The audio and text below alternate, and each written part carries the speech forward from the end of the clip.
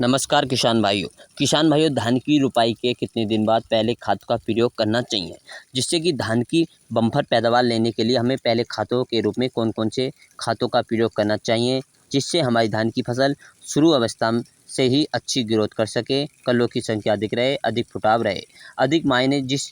कल्लों की संख्या अधिक रहती है और अधिक पौधों का फुटाव रहता है तो बालियाँ जितनी अधिक निकलती हैं।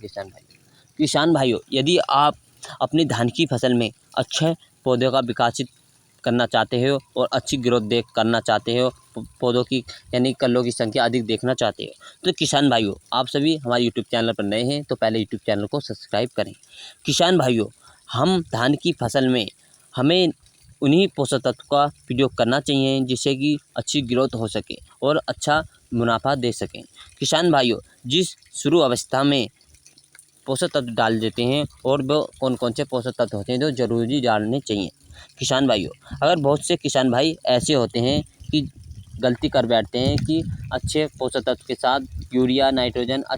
अनेक खादों का प्रयोग करते रहते हैं, लेकिन उन्हें पता नहीं रहता कि कौन से खादों का प्रयोग करना चाहिए और कौन से खाद हैं। बहुत से किसान भाई अनाधुन अनेकों खादों का प्रयोग करते रहते हैं और घेरते रहते हैं, बल्कि फ़ायदे की जगह नुकसान मिलता है धान की फसल को मैं देखने के लिए। तो किसान भाइयों जो आपको अपनी धान की फसल में जो प्रयोग करना है वह शुरू अवस्था में बहुत से उर्वरकों का प्रयोग करते हैं, लेकिन पहले खाद के रूप में जो डालते हैं और ज़्यादा फ़ायदा नहीं मिलता, नुकसान ही मिल पाता है। तो किसान भाई सबसे पहले आपको जो हम बताएंगे शुरू की अवस्था में पहले कौन सा खाद डालना चाहिए, जिससे किसान भाइयों आपने शुरू की अवस्था में नाइट्रोजन यानी कि कौन कौन से उर्वरक लगाएं या आपको देखना है, ये क्या DAP लगाई है या NPK लगाया है, कौन कौन से नीचे खाद रुपाई से पहले घेरे थे। तो किसान भाइयों जो आपको सबसे पहले लेना है 20 से, अगर आपकी धान की रुपाई के 20 दिन हो चुके हैं तो किसान भाइयों आपको घेरना अपनी धान की फसल के अंदर जिंक सल्फेट घेरना है। आपकी धान की फसल 20 दिन की हो चुकी है रुपाई के,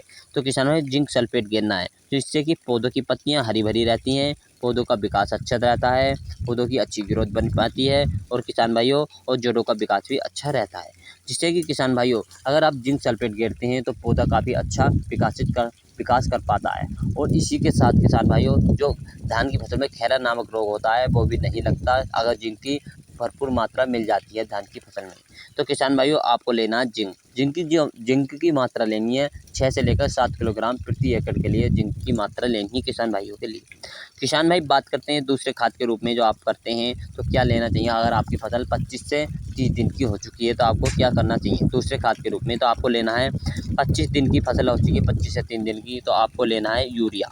यूरिया नाइट्रोजन होती है, इसमें काफ़ी अच्छे 40% नाइट्रोजन पाई जाती है, धान की फसल के लिए काफ़ी अच्छी रहती है क्योंकि किसान भाइयों 20 से 25 से 30 दिन के लगभग फसल